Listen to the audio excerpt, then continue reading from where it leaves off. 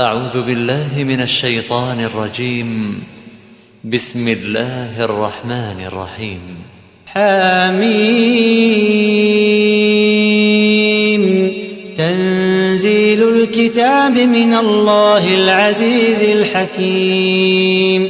ما خلقنا السماوات والأرض وما بينهما إلا بالحق وأجل مسمى، والذين كفروا عما أنذروا معرضون. قل أرأيتم ما تدعون من دون الله أروني ماذا خلقوا من الأرض أم لهم شرك في السماوات ائتوني بكتاب من قبل هذا أو أثارة من علم إن كنتم صادقين. ومن أضل ممن يدعو من دون الله من لا يستجيب له إلى يوم القيامة وهم عن دعائهم غافلون. وإذا حشر الناس كانوا لهم أعداء وكانوا بعبادتهم كافرين. وإذا تتلى عليهم آياتنا بينات قال الذين كفروا للحق لما جاءهم هذا سحر مبين أم يقولون افتراه قل إن افتريته فلا تملكون لي من الله شيئا هو أعلم بما تفيضون فيه كفى به شهيدا بيني وبينكم وهو الغفور الرحيم. قل ما كنت بدعا من الرسل وما أدري ما يفعل بي ولا بكم إن أتبع إلا ما يوحى إلي وما أنا إلا نذير مبين. قل أرأيتم إن كان من عند الله وكفرتم به وشهد شاهد من بني إسرائيل على مثله فآمن واستكبرتم إن الله لا يهدي القوم الظالمين. وقال الذين كفروا للذين آمنوا لو كان خيرا ما سبقونا إليه وإذ لم يهتدوا به فسيقولون هذا إفك قديم. ومن قبله كتاب موسى إماما ورحمة وهذا كتاب مصدق لسانا عربيا لينذر الذين ظلموا وبشرى للمحسنين. إن الذين قالوا ربنا الله ثم استقاموا فلا خوف عليهم ولا هم يحزنون أولئك أصحاب الجنة خالدين فيها جزاء بما كانوا يعملون. ووصينا الإنسان بوالديه إحسانا حملته أمه كرها ووضعته كرها وحمله وفصاله 30 شهرا حتى إذا بلغ أشده وبلغ 40 سنة قال رب أوزعني أن أشكر نعمتك التي أنعمت علي وعلى والدي وأن أعمل صالحا ترضاه وأصلح لي في ذريتي إني تبت إليك وإني من المسلمين. أولئك الذين نتقبل عنهم أحسن ما عملوا ونتجاوز عن سيئاتهم في أصحاب الجنة وعد الصدق الذي كانوا يوعدون. والذي قال لوالديه أف لكما أتعدانني أن أخرج وقد خلت القرون من قبلي وهما يستغيثان الله ويلك آمن إن وعد الله حق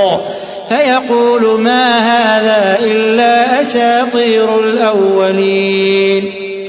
أولئك الذين حق عليهم القول في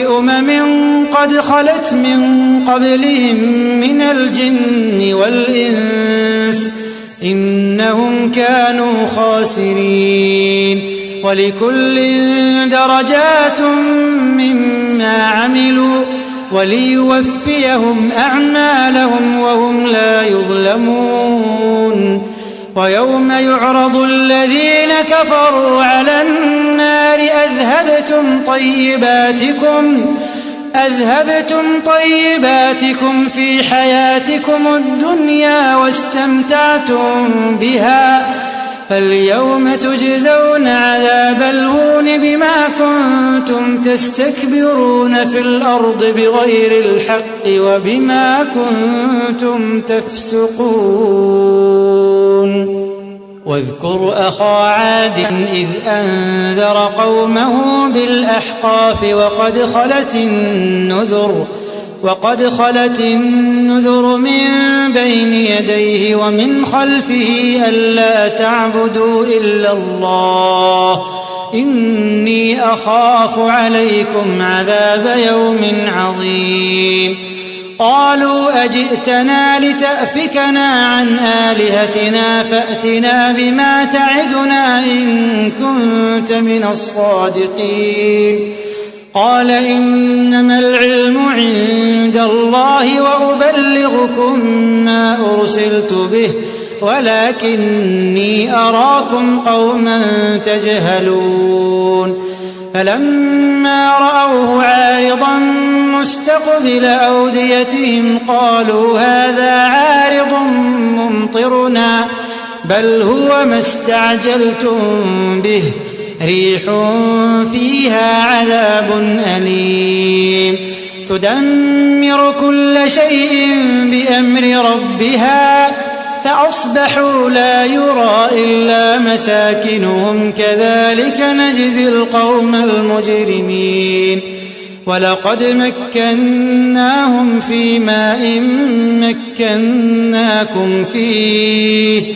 وجعلنا لهم سمعا وأبصارا وأفئدة فما أغنى عنهم سمعهم ولا أبصارهم ولا أفئدتهم من شيء إذ كانوا يجحدون بآيات الله وحاق بهم ما كانوا به يستهزئون ولقد أهلكنا ما حولكم من القرى وصرفنا الآيات لعلهم يرجعون فلولا نصرهم الذين اتخذوا من دون الله قربانا آلهة بل ضلوا عنهم وذلك إفكهم وما كانوا يفترون وإذ صرفنا إليك نفرا من الجن يستمعون القرآن فلما حضروه قالوا أنصتوا فلما قضي ولوا إلى قومهم منذرين قالوا يا قومنا إنا سمعنا كتابا أنزل من بعد موسى مصدقا لما بين يديه يهدي إلى الحق وإلى طريق مستقيم يا قومنا أجيبوا داعي الله وآمنوا به يغفر لكم من ذنوبكم ويجركم من عذاب أليم ومن لا يجب داعي الله فليس بمعجز في الأرض وليس له من دونه أولياء أولئك في ضلال مبين أولم يروا أن الله الذي خلق السماوات والأرض ولم يعي بخلقهن بقادر على أن يحيي الموتى بلى إنه على كل شيء قدير ويوم يعرض الذين كفروا على النار أليس هذا بالحق